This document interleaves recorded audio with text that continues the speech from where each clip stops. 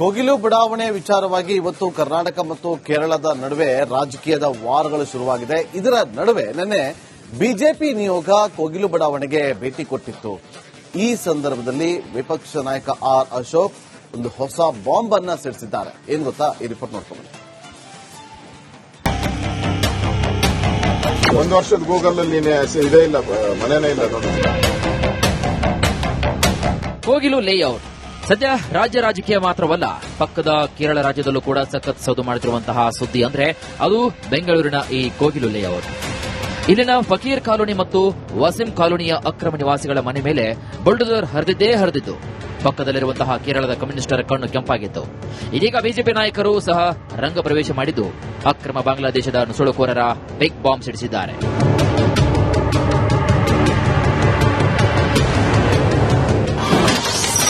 ಫಕೀರ್ ಕಾಲೋನಿಯಲ್ಲಿರೋರು ಅಕ್ರಮ ಬಾಂಗ್ಲಾದೇಶಿಯರ.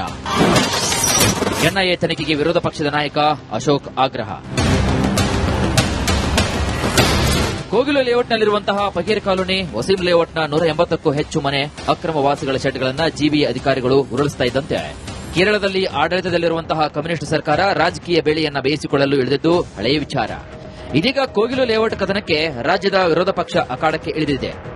ವಿಧಾನಸಭೆ ವಿಪಕ್ಷ ನಾಯಕ ಆರ್ ಅಶೋಕ್, ಪರಿಷತ್ ವಿಪಕ್ಷ ನಾಯಕ ಛಲವಾದಿ ನಾರಾಯಣಸ್ವಾಮಿ ಮತ್ತು ಶಾಸಕ ಅಶ್ವಥ್ ನಾರಾಯಣ್ ಅವರಿದ್ದಂತಹ ನಿಯೋಗ ಕೋಗಿಲು ಲೇಔಟ್ನಲ್ಲಿ ಪರಿಶೀಲನೆ ನಡೆಸಿತು.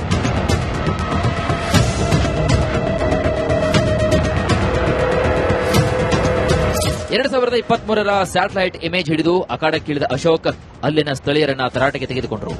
ನೀವು ಎಲ್ಲಿಯವರು, ಎಷ್ಟು ವರ್ಷದಿಂದ ಇದ್ದೀರಾ, ಸುಳ್ಳು ಹೇಳಬೇಡಿ, ನಮ್ಮ ಹತ್ರ ದಾಖಲೆಗಳಿವೆ ಅಂತ ಕ್ಲಾಸ್ ತೆಗೆದುಕೊಂಡ್ರು.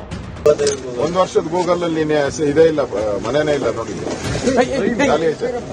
15 ವರ್ಷ ಇಲ್ಲಿಂದ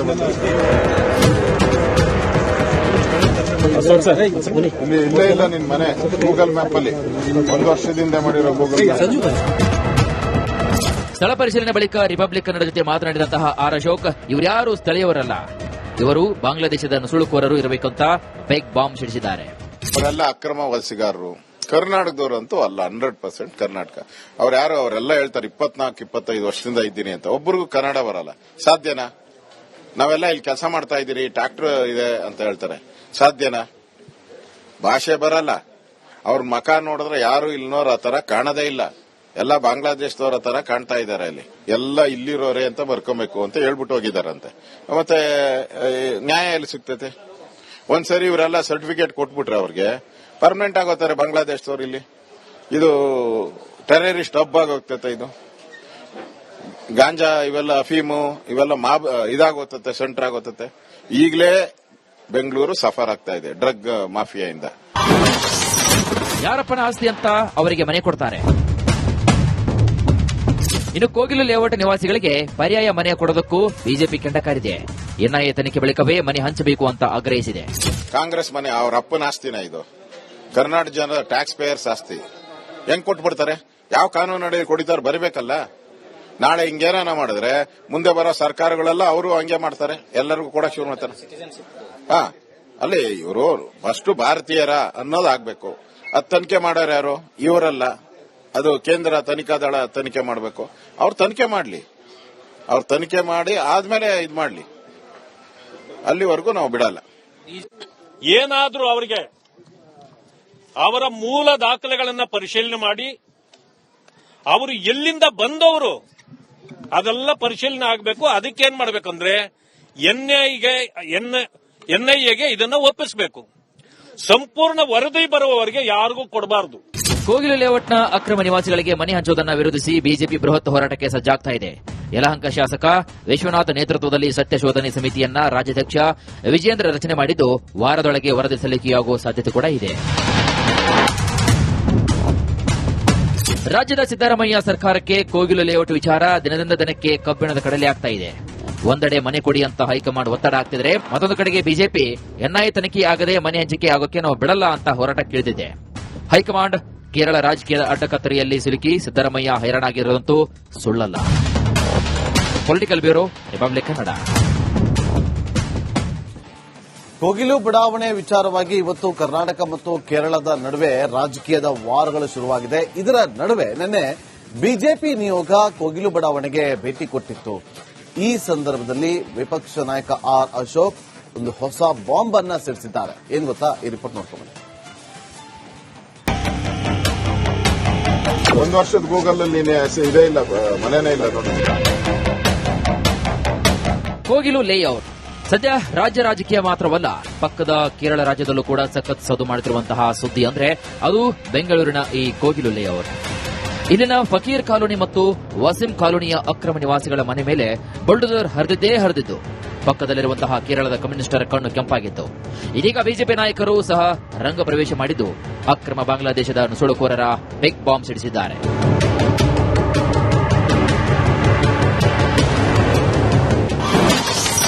ಫಕೀರ್ ಕಾಲೋನಿಯಲ್ಲಿರೋರು ಅಕ್ರಮ ಬಾಂಗ್ಲಾದೇಶಿಯರ.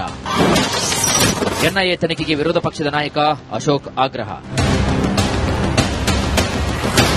ಕೋಗಿಲು ಲೇಔಟ್ನಲ್ಲಿರುವಂತಹ ಫಕೀರ್ ಕಾಲೋನಿ, ವಸೀಂ ಲೇಔಟ್ನ 180ಕ್ಕೂ ಹೆಚ್ಚು ಮನೆ ಅಕ್ರಮ ವಾಸಿಗಳ ಶೆಡ್ಗಳನ್ನು ಜಿಬಿ ಅಧಿಕಾರಿಗಳು ಉರುಳಿಸ್ತಾ ಇದ್ದಂತೆ ಕೇರಳದಲ್ಲಿ ಆಡಳಿತದಲ್ಲಿರುವಂತಹ ಕಮ್ಯುನಿಸ್ಟ್ ಸರ್ಕಾರ ರಾಜಕೀಯ ಬೇಳೆಯನ್ನ ಬೇಯಿಸಿಕೊಳ್ಳಲು ಇಳಿದಿದ್ದು ಹಳೆಯ ವಿಚಾರ. ಇದೀಗ ಕೋಗಿಲು ಲೇಔಟ್ ಕದನಕ್ಕೆ ರಾಜ್ಯದ ವಿರೋಧ ಪಕ್ಷ ಅಖಾಡಕ್ಕೆ ಇಳಿದಿದೆ. ವಿಧಾನಸಭೆ ಪಕ್ಷ ನಾಯಕ ಆರ್ ಅಶೋಕ್, ಪರಿಷತ್ ವಿಪಕ್ಷ ನಾಯಕ ಛಲವಾದಿ ನಾರಾಯಣಸ್ವಾಮಿ ಮತ್ತು ಶಾಸಕ ಅಶ್ವಥ್ ನಾರಾಯಣ ಅವರಿದ್ದಂತಹ ನಿಯೋಗ ಕೋಗಿಲು ಲೇಔಟ್ನಲ್ಲಿ ಪರಿಶೀಲನೆ ನಡೆಸಿತು.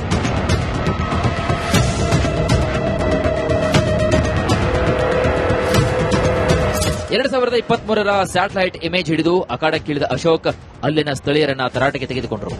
ನೀವು ಎಲ್ಲಿಯವರು, ಎಷ್ಟು ವರ್ಷದಿಂದ ಇದ್ದೀರಾ, ಸುಳ್ಳು ಹೇಳಬೇಡಿ, ನಮ್ಮ ಹತ್ರ ದಾಖಲೆಗಳಿವೆ ಅಂತ ಕ್ಲಾಸ್ ತೆಗೆದುಕೊಂಡ್ರು. ಒಂದು ವರ್ಷದ ಗೂಗಲ್ ಅಲ್ಲಿ ಇದೇ ಇಲ್ಲ, ಮನೆನೇ ಇಲ್ಲ ನೋಡಿ. 15 ವರ್ಷ ಇಲ್ಲಿ ಇಲ್ಲೇ ಇಲ್ಲ ನಿನ್ ಮನೆ ಗೂಗಲ್ ಮ್ಯಾಪ್ ಅಲ್ಲಿ.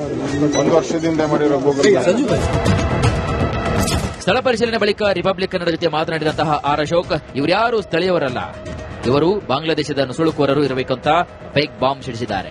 ಅವರೆಲ್ಲ ಅಕ್ರಮ ವಲಸಿಗಾರರು, ಕರ್ನಾಟಕದವರು ಅಂತೂ ಅಲ್ಲ, 100% ಕರ್ನಾಟಕ.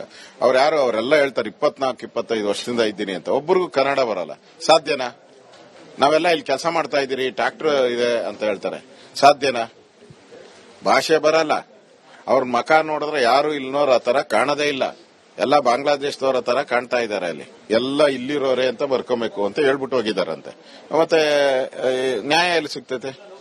ಒಂದ್ಸರಿ ಇವರೆಲ್ಲ ಸರ್ಟಿಫಿಕೇಟ್ ಕೊಟ್ಬಿಟ್ರೆ ಅವ್ರಿಗೆ ಪರ್ಮನೆಂಟ್ ಆಗೋತಾರೆ ಬಾಂಗ್ಲಾದೇಶದವ್ರು. ಇಲ್ಲಿ ಇದು ಟೆರರಿಸ್ಟ್ ಹಬ್ ಆಗೋಗ್ತೈತೆ. ಇದು ಗಾಂಜಾ ಇವೆಲ್ಲ ಅಫೀಮು ಇವೆಲ್ಲ ಇದಾಗೋತತೆ, ಸೆಂಟರ್ ಆಗೋತತೆ. ಈಗಲೇ ಬೆಂಗಳೂರು ಸಫರ್ ಆಗ್ತಾ ಇದೆ ಡ್ರಗ್ ಮಾಫಿಯಾಯಿಂದ. ಯಾರಪ್ಪನ ಆಸ್ತಿ ಅಂತ ಅವರಿಗೆ ಮನೆ ಕೊಡ್ತಾರೆ. ಇನ್ನು ಕೋಗಿಲು ಲೇಔಟ್ ನಿವಾಸಿಗಳಿಗೆ ಪರ್ಯಾಯ ಮನೆ ಕೊಡೋದಕ್ಕೂ ಬಿಜೆಪಿ ಕೆಂಡ ಕಾರಿದೆ. ಎನ್ಐಎ ತನಿಖೆ ಬಳಿಕವೇ ಮನೆ ಹಂಚಬೇಕು ಅಂತ ಆಗ್ರಹಿಸಿದೆ. ಕಾಂಗ್ರೆಸ್ ಮನೆ ಅವ್ರ ಅಪ್ಪನ ಆಸ್ತಿನ ಇದು? ಕರ್ನಾಟಕ ಜನರ ಟ್ಯಾಕ್ಸ್ ಪೇಯರ್ಸ್ ಆಸ್ತಿ. ಹೆಂಗ್ ಕೊಟ್ಬಿಡ್ತಾರೆ? ಯಾವ ಕಾನೂನು ಅಡಿ ಕೊಡಿತಾರೆ? ಬರಿಬೇಕಲ್ಲ. ನಾಳೆ ಹಿಂಗೇನ ಮಾಡಿದ್ರೆ ಮುಂದೆ ಬರೋ ಸರ್ಕಾರಗಳೆಲ್ಲ ಅವರು ಹಂಗೆ ಮಾಡ್ತಾರೆ, ಎಲ್ಲರಿಗೂ ಕೊಡಕ್ ಶುರು ಮಾಡ್ತಾರೆ.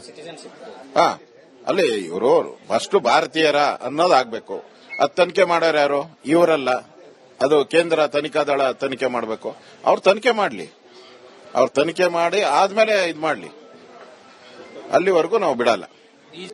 ಏನಾದ್ರೂ ಅವರಿಗೆ ಅವರ ಮೂಲ ದಾಖಲೆಗಳನ್ನ ಪರಿಶೀಲನೆ ಮಾಡಿ ಅವರು ಎಲ್ಲಿಂದ ಬಂದವರು ಅದೆಲ್ಲ ಪರಿಶೀಲನೆ ಆಗಬೇಕು. ಅದಕ್ಕೇನ್ ಮಾಡಬೇಕಂದ್ರೆ